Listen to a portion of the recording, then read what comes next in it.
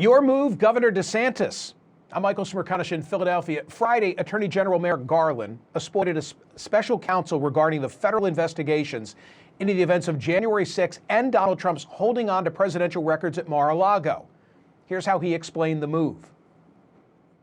Based on recent developments, including the former president's announcement that he is a candidate for president in the next election, and the sitting president's stated intention to be a candidate as well, I have concluded that it is in the public interest to appoint a special counsel. Trump then responded during a keynote speech at the America First Gala at Mar-a-Lago, calling it an appalling announcement and a horrendous abuse of power. They want to do bad things to the greatest movement in the history of our country, but in particular, bad things to me. But I've gotten used to it. It's lucky. It's lucky. A lot of people wouldn't get used to it so easily. This is a rigged deal, just as the 2020 election was rigged, and we can't let them get away with it. So what could all of this mean for the 2024 race and Trump's potential leading rival, Ron DeSantis? Trump had just made his intention to run official Tuesday night, just 1 week after an underwhelming performance by Republicans in the midterms. One bright spot for the GOP, the 20-point landslide victory by Florida Governor Ron DeSantis. That, despite Trump nicknaming him Ron DeSanctimonious. That was a shot across DeSantis' bow, a warning of the rough-and-tumble world of being a Donald Trump opponent. Soon, DeSantis is going to have to decide what he wants to do. He's only 44. The question is whether the next election is his best shot. Strike while the iron is hot. Ask any poll, and they'll cite two examples of candidates at similar crossroads with vastly different outcomes. Barack Obama in 2008, Chris Christie in 2012. Remember, many scoffed at the junior senator from Illinois when he announced his presidential campaign shortly after being elected to the U.S. Senate. But Obama caught lightning in a bottle, and the rest is history. Then there's Chris Christie.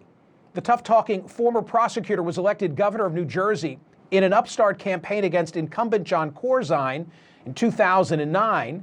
Christie was Trump before Trump, relishing his boardwalk face-to-face confrontations with Garden State detractors. Well, Christie contemplated running for president in 2012 against Obama. His decision, of course, came before the reported hug between the two at the time of Superstorm Sandy. Instead, Christie opted to burnish his gubernatorial credentials while running up the score in his reelection.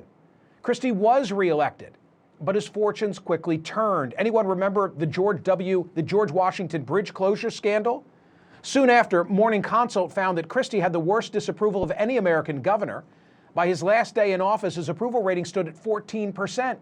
And when he did eventually run for the presidency in 2016, he placed 6th in the New Hampshire primary and then dropped out of the race. No doubt DeSantis is studying the Obama and Christie playbooks and trying to figure out which model matches his current situation. And DeSantis' calculus is complicated by the presence of Donald Trump. Early polling commissioned by the Club for Growth shows that DeSantis handily beats Trump in critical early states. DeSantis leads Trump by 11 percentage points in Iowa, by 15 points in New Hampshire. He leads Trump by 26 points in Florida and 20 points in Georgia. But that's head-to-head with Trump. And there's no guarantee that DeSantis gets Trump alone one-on-one. Remember, back in 2016, Trump was able to win the nomination because he had a relatively small but loyal group of supporters at a very crowded debate stage. I remember being at the Reagan Library for the second GOP debate of the 2016 cycle. There were 15 candidates. So many on that debate stage that it had to be split in two. The more the merrier for Donald Trump, but not for Ron DeSantis. As he decides whether to run for president in 2024, DeSantis has to be worried about more than just the size of the field. The only venue for a fight with Donald Trump is a steel cage.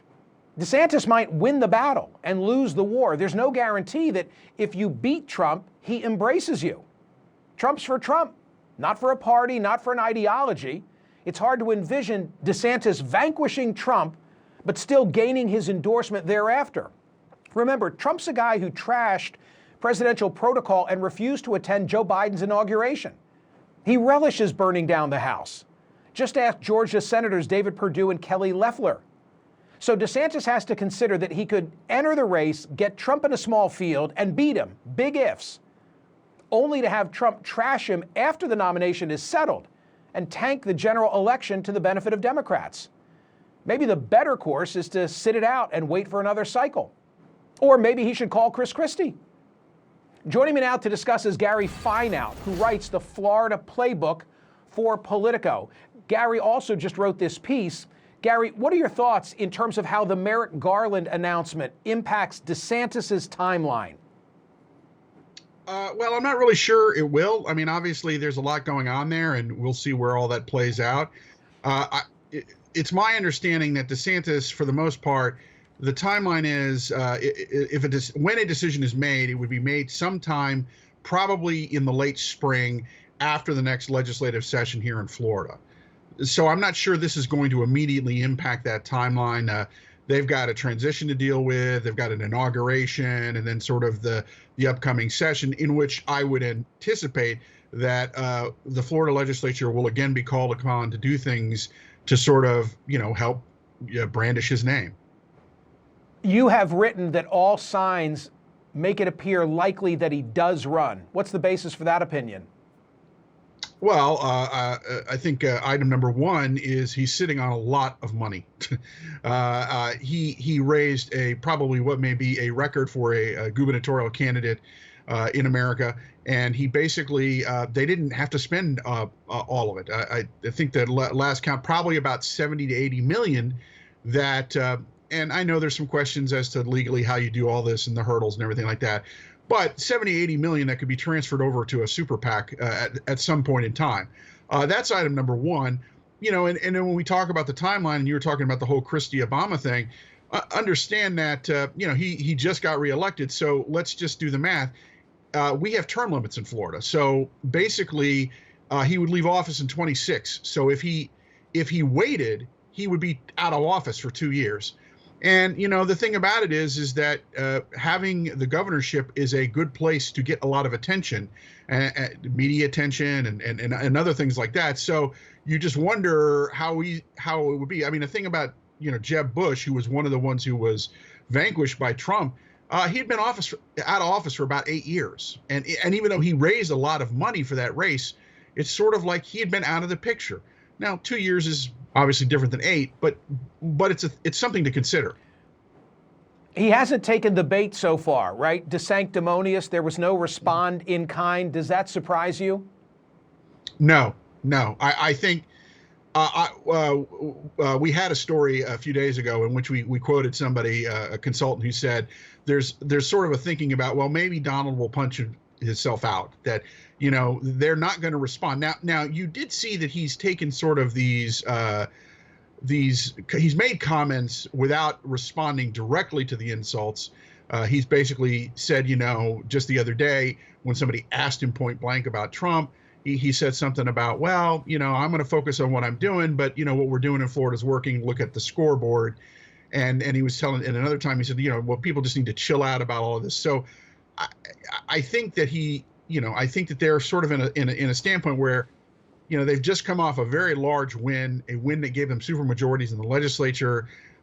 There's going to be those who feel that the Republican takeover of Congress is in no small part to Ron DeSantis, because it was his administration that pushed forward a map that netted Republicans 4 seats in Congress. Now that map is being litigated, and there's those who say it is unconstitutional, but we'll see. But for now, he's got all these wins that he can point to as he moves into next year. You're closer to it. My hunch is that he probably wants to keep his powder dry and hope that Merrick Garland or the special counsel do some of his work for him. Gary, thank you as always. We appreciate your insights.